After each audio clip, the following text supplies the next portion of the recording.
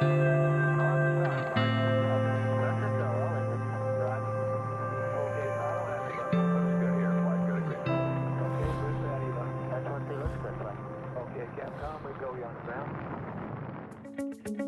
name is Gary Files and I'm the director of the Kielder Observatory in Northumberland, the United Kingdom. And I've came here to sunny California, to Pasadena, for Space Fest 2014. And the reason I've came here is because some of the most important people in the history of space exploration have gathered here, including men who walked on the moon.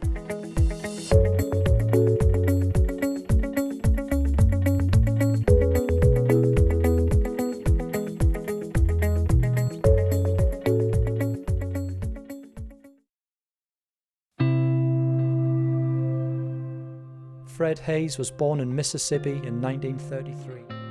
He's an American engineer and former NASA astronaut and is one of only 24 humans to have flown to the moon as a lunar module pilot on Apollo 13.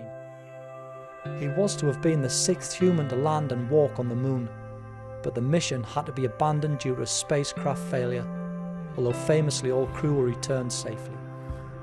Due to the free return trajectory on this mission, Haise and the other 2 astronauts on Apollo 13 likely hold the record for the furthest distance from the Earth ever travelled by human beings.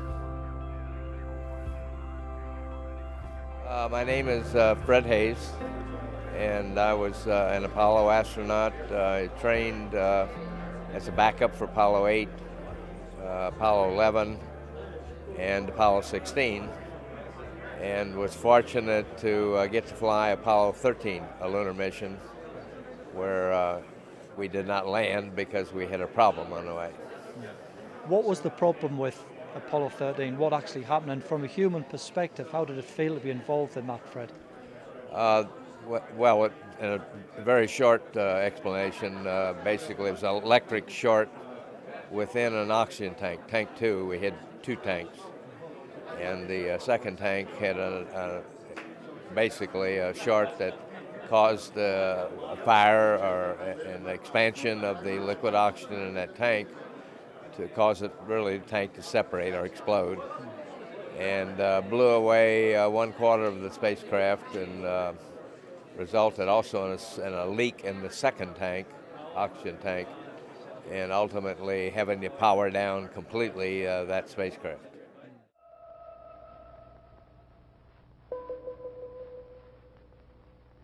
Okay, Houston, we've had a problem here. 5 guidance. Go guidance. We've had a hardware restart. I don't know what it was. Okay. Houston, we've had a problem. We've had a main B bus undervolt. It was particularly extraordinary because the circumstances were one where there was no plan to get us back. Explosions obviously had been thought of as failure modes in the design and of the vehicles. The result of an explosion was expected to be you lost the vehicle and you lost the crew. So in that circumstance, you don't need a plan B. So we caused the problem by still being alive. And so there was a lot of scrambling that had to be done to do workarounds for things that I never thought to have to do workarounds for to enable us to get back. At the moment, the astronauts are continuing to try to isolate their trouble. A late report says the spacecraft now is operating on battery power alone. All unnecessary equipment is being turned off. Okay, now let's everybody keep cool. We got LEM still attached. The LEM spacecraft's good, so if we need to get back home, we got a LEM to do a good portion of it with. Okay, let's make sure that we don't do anything that's going to blow our CSM electrical power with the batteries, or that will cause us to lose the main or the fuel cell number 2. Okay, we want to keep the O2 and that kind of stuff working. We'd like to have RCS, but we got the command module system, so we're in good shape if we need to get home. Let's solve the problem, but let's not make it any worse by guessing. Workarounds that thankfully worked and did bring you back, which was an incredible feat. Right, and it was a lot of people, I mean, around the country. The program was quite large. It had been coming down from the peak of over 400,000 people on the program. At the time we flew Apollo 13, there still were probably 250,000 people involved. Now, for this particular incident, I have no idea how many were drawn in with telephone conversations and consulting, but I would expect it was in the order of thousands of people somehow touched, giving information or working directly on solving some of these issues. What do you think the message is that we've learned from all of the Apollo programs and what you guys started off?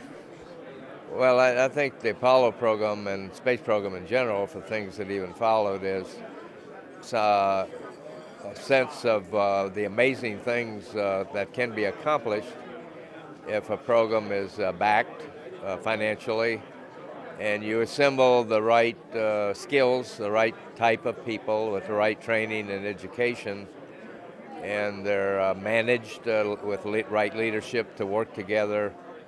You can do some pretty miraculous things, and Apollo 13 kind of gave a nice dramatic example of that. It absolutely did. Fred Haise, this has been a real honour and a thrill for me to meet you here today. We waited a long time for this moment, so from California, Pasadena, thank you very much. You're welcome. Odyssey Houston, we show you on the mains. It really looks great.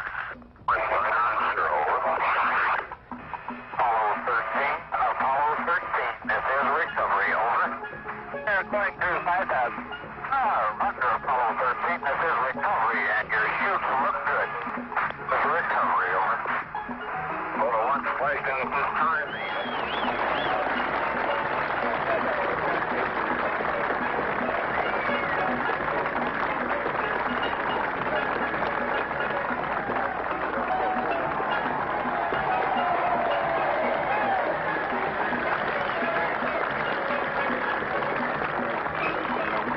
From the start, the exploration of space has been hazardous adventure.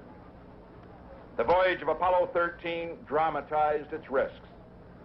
The men of Apollo 13, by their poise and skill under the most intense kind of pressure, epitomized the character that accepts danger and surmounts it. Theirs is the spirit that built America. Your mission served your country. It served to remind us all of our proud heritage of a nation, to remind us that in this age of technicians and scientific marvels, that the individual still counts, that in a crisis, the character of a man or of men will make the difference.